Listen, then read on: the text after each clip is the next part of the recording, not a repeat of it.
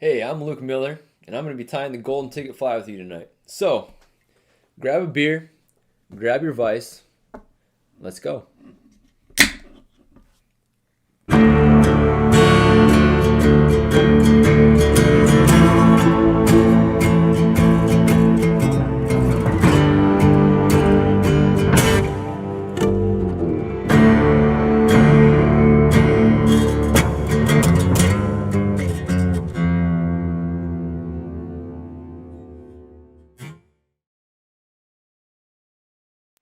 For the golden ticket fly, I use a J2 604 hook in a size 10.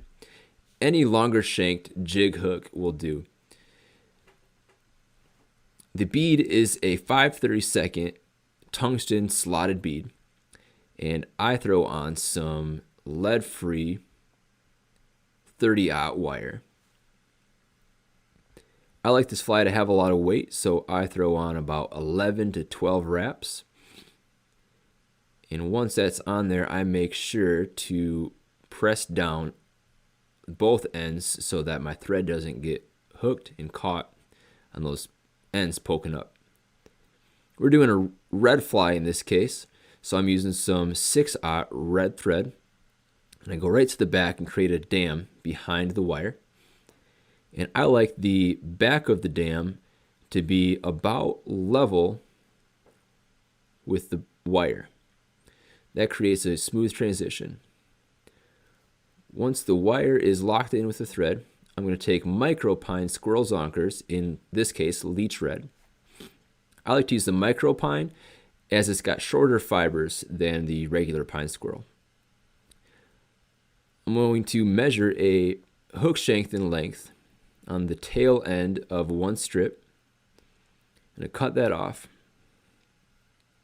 Then I like to take the butt end and stroke the fibers backwards, trim those off, which create a little bit of a stubble. This helps lock the whole strip in, gives something for the thread to hold on to as you're tying it in. I'm going to place it hide side up as the fly is upside down. I'm going to put it at a little bit of an angle and a couple wraps to lock it in. Notice that my thread is about at the hook point. I like to choke the hook a little bit, creating the profile that I want. I don't want this fly to be too big, and I still want to use a nice, large, heavy hook.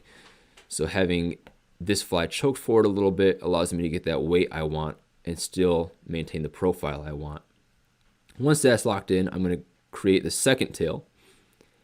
I'm going to measure this one to be the same length as the first.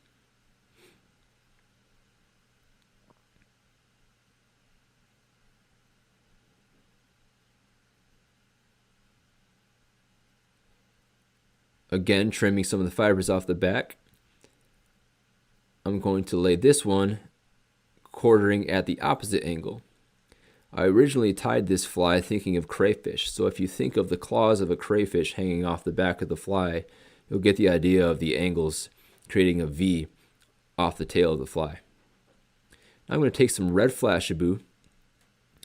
It's already cut to length, and you don't want too much. So once that's tied in, you'll want the Flashabou to be hanging off about as far back as the tail of the fly. From here, I'm going to take another strip and I'm going to tie this in a little bit far forward. You'll notice that I leave a little bit of a gap between the tying point of this pine squirrel strip and the butt end of the tails.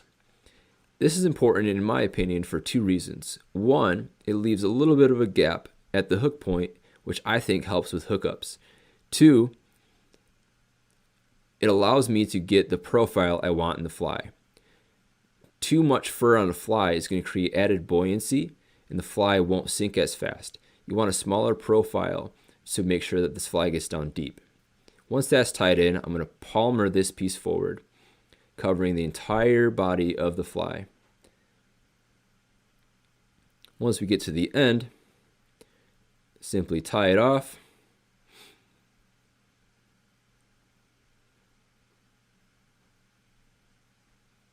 Cut off the excess, Stroke everything back, a couple wraps to lock it in. Now we're going to use centipede legs. These are rubber legs that are very small.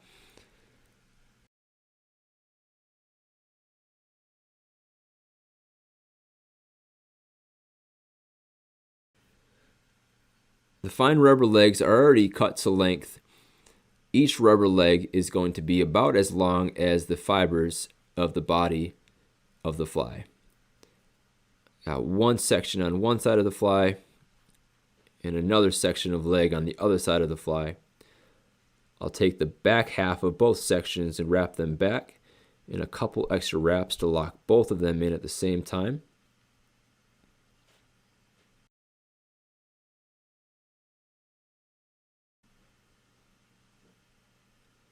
Once those are on, I'll wrap everything back and give it a couple more thread wraps to lock it in.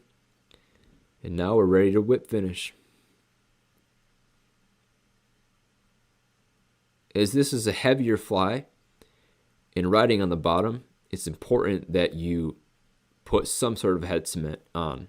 In this case, I'm using Sally Hansen's Hard as Nails. I make sure I put it on the bottom of the fly, as that's the part that's going to be bouncing off the rocks. And there you have it, the golden ticket.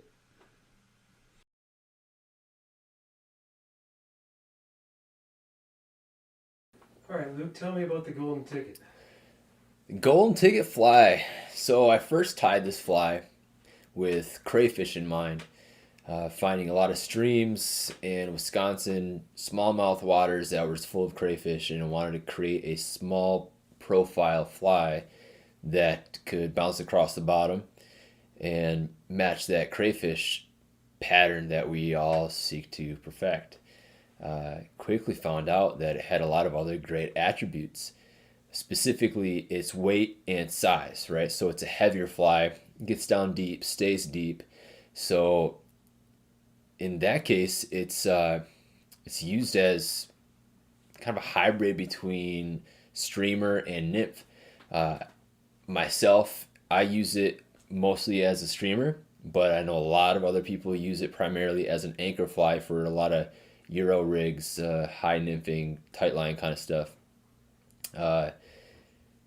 It works well in just about any water. I've caught personally about 8 different species of fish right here in south central Wisconsin with it. Cool little fly, nice and heavy, gets where it needs to be. Awesome. Yeah, so I've been lucky enough to see many of your ties at our Drinking with Scissors events, and you're a great tyer. Is there any other patterns that you like to tie, and where can people, find you? Yeah, for sure. I like to do a lot of small streamer stuff, just like the golden ticket. I like to do the Gotham's Finest, we call it. It's another heavy streamer.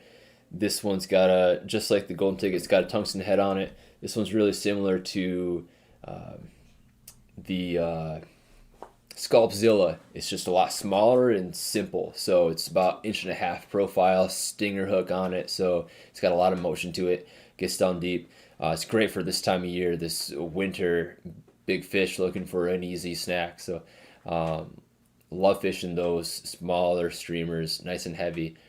And you can find me primarily on Instagram at Racks and Rivers. That's Racks_and_Rivers.